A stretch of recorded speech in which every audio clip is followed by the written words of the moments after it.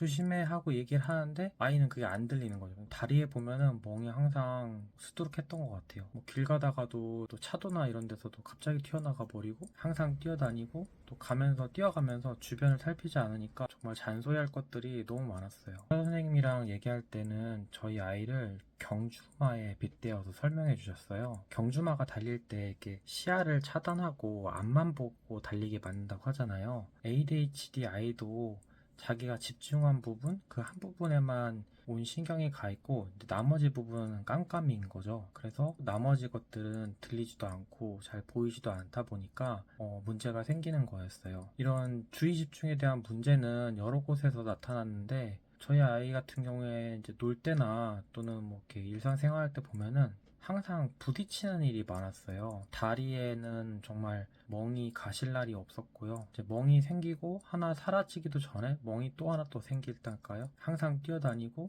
또 가면서 어디에 꼭 부딪히고 잘 넘어지고가 반복되더라고요. 그리고 그 과정에서 또 사고도 많이 나고요. 마트나 이런 데 갔을 때도 물건을 쓰러뜨리거나 또 밟지 말아야 하는 것들을 밟아버리거나 뭐 신발도 새 거 신고 있었는데 뭐 비 오는 날이나 온 날 무릉덩이를 밟아버려서 운동화가 다 젖어버린다든지 그러다 보니까 또 너무 속상하고 이런 일이 되게 많았어요. 또 이게 말한다고 고쳐지지도 않았고요. 주변 사람을 자꾸 부딪힐 뻔하거나 부딪히는 일이 반복되니까요. 위험한 상황이 계속 반복이 되니까 아이한테 조심하라고 그랬지 이렇게 잔소리를 하게 되죠. 아이가 부딪히거나 문제가 생겼을 때 조심하라고 그랬지 이렇게 혼내기보다는 아이고 괜찮니? 옆에 사람 오는 거 못 봤나 보구나 이런 식으로 상황을 차분하게 설명해주고 이 길에서는 옆에서 사람이 갑자기 나올 수 있으니까 옆을 보고 걸어야 돼 하고 어떻게 해야 그 상황이 안 생길 수 있는지를 알려주는 게 도움이 된다고 하더라고. 어제 비 왔으니까 오늘 걷다 보면 무릉덩이가 있을 수 있으니까 조심해야 돼. 지난번에 신발 빠졌던 무릉덩이 생각나니? 하고 이렇게 먼저 나가기 전에 문제 상황이 예상되는 것들을 미리 짚어주고 나가면 실수를 줄일 수가 있어요. 주변이 잘 안 보이는 거지 아이가 머리가 나쁜 게 아니라서 이것도 반복이 되다 보면 아이가 길 가다가 아 여기서는 조심하라고 그러셨지 하고 스스로 말을 하더라고요. 그러니까 문제 상황을 외워서 대응할 수 있게 되기 때문에 실제로 도움이 됐던 것 같아요. 아이가 유치원 다니는 어렸을 때부터 많이 놓고 다녔던 것 같아요. 그것 때문에 혼도 많이 냈고 또 고생도 많이 했었어요. 처음에는 나이가 어린애가 왜 이렇게 건망증이 심할까, 또 아이는 아 맞다 까먹었어요 죄송해요, 이게 아이 입에서 매번 반복돼서 나오는 말이었어요. 이제 애가 덤벙돼서 그렇다, 부주의해서 그렇다 이제 생각을 했었는데 이게 아이 잘못이 아니었던 거죠. ADHD는 주의력에 문제가 있다 보니까 그래서 주의를 기울이는 것과 주의를 기울이지 않은 것 간에 이 정보가 저장되는데 너무나 차이가 많이 난다는 거예요. 그래서 아이가 다른 거에 이제 집중하고 있을 때는 불러도 계속 못 듣고 얘기한 걸 또 계속 놓치게 되고 그래서 이제 아이한테 첫 번째는 한 가지만 얘기를 해주셔야 돼요. ADHD 아이는 메모리가 아주 작대요. 작업 기억이라고 하는데 뭐 일반 사람들은 1번 한 다음에 2번 하고 그 다음에 3번 해야지 이게 되지만 ADHD 아이들은 기억하는 공간이 작다 보니까 두 가지 이상을 기억하기가 어렵다고 하더라고요. 그래서 1 다음에 2를 해라 라고 말을 하면은 아이 머릿속에 이제 1하고 2도 섞이고 결국에는 하나도 잘 하지 못하게 되더라고요. 그래서 뭐 예를 들어서 지시를 할 때는 손발 씻고 나와서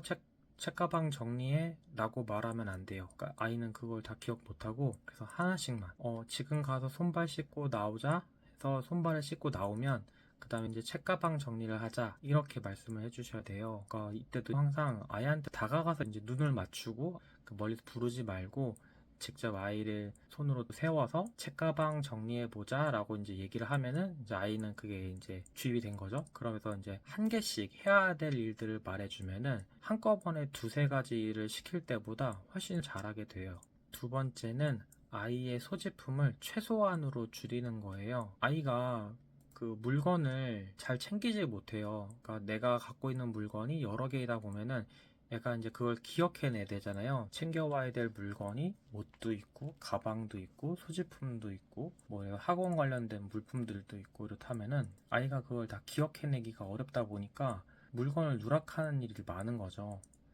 그래서 무언가 손에 다른 걸 들리지 않도록 그냥 가방 하나에 다 담을 수 있도록, 가방 하나로 모든 걸 다 해결할 수 있도록, 예를 들어서 옷이 있다고 하면은 옷도 가방 안에 집어넣고 물병이라든지 뭐 우산이라든지 기타 아예 소지품 같은 것들 전부 다 가방 안에다가 집어넣어서 그 가방만 챙겨올 수 있도록 물건을 줄였던 것 같아요. 아이가 기억해야 될 것을 최소한으로 만들어주는 거죠. 그렇게 이제 지시를 했더니 아이의 물건이 사라지는 것들이 좀 줄어들었던 것 같아요.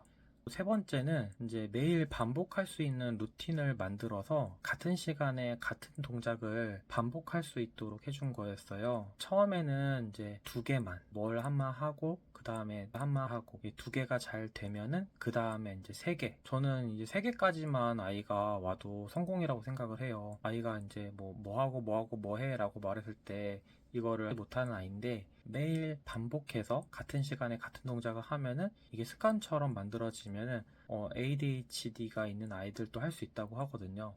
저희는 아이가 이제 집에 돌아오면 옷을 벗어서 옷걸이에다가 걷은 게 안 돼서 얘가 맨날 옷을 바닥에다가 내팽개쳐 놓거든요. 그래서 그것부터 들어오는 길에 옷을 벗어서 옷걸이에 거는 거, 그 옷을 다 걸면은 화장실로 들어가서 손발을 씻는다. 그리고 씻고 나오면은 가방에서 알림장을 꺼내서 확인한다.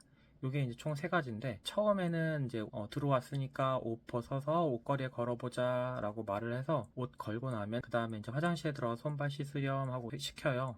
그래서 다음날도 오면은 똑같이 옷 벗어서 옷걸이에 걸고 화장실에 들어가서 손발 씻어보자. 이게 두 가지 이제 시켜보는 거죠. 그래서 아이가 그 두 가지가 말하지 않아도 이제 저절로 될 정도로 2주에서 3주 정도를 계속해서 반복해서 말을 해요. 그래서 하여튼 밖에서 돌아오면은 옷을 벗어서 옷걸이에 걸고 화장실로 들어가서 손발 씻는다. 그 두 가지를 아이가 자연스럽게 할 수 있게 되면은 그 다음에 이제 가방에서 알림장을 꺼내서 확인하는 걸 하자 해서 이 세 가지를 루틴으로 무조건 들어오면은 바로 하는 걸로 하는 거예요. 그래서 옷을 벗어서 옷걸이에 걸고 화장실 들어가 손발 씻고 나온 다음에 가방을 꺼내서 확인하는 것까지 이게 되게끔 하는 게 첫 번째 루틴이었어요. 체크리스트를 활용하는 방법도 있어요. 챙겨와야 할 물건, 해야 할 일을 적어놓고 아이가 스스로 한 다음에 체크를 하도록 해서 집에 가기 전에 뭐 챙겨야 돼? 이거 한 다음에 뭐 해야 돼? 이렇게 물어봐서 아이가 생각을 떠올려서 다음 행동을 할 수 있도록 돕는 거예요. 그래서